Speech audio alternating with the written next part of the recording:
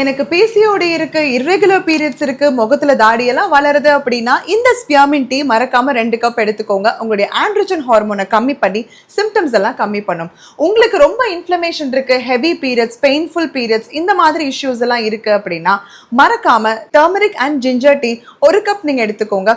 இது உங்களுடைய இன்ஃப்ளமேஷனை கம்மி பண்ணும். இதன் மூலியமா எண்டோமெட்ரியோசிஸ் இருந்தாலும் உங்களுக்கு சரியாகும்.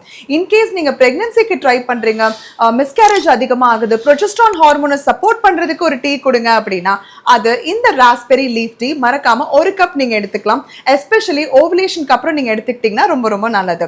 இன்கேஸ் உங்களுக்கு ரொம்ப அதிகமா எஸ்ட்ரோஜன் இருக்கு, வெயிட் லாஸ்க்கு சப்போர்ட் பண்ணணும், அது போக தைராய்டுக்கும் உங்களுக்கு சப்போர்ட் பண்ணணும் அப்படின்னா இந்த டான்லியான் ரூட் டீயை ஈவினிங் ஒரே ஒரு கப் எடுத்துக்கோங்க. உங்க தைராய்டு ஹார்மோன், மெட்டபாலிசம், எஸ்ட்ரோஜன் கிளியரன்ஸ்க்கு பயங்கரமா சப்போர்ட் பண்ணும். எல்லாருமே காமனா எடுக்கிற ஒரு டீ கிரீன் டீ.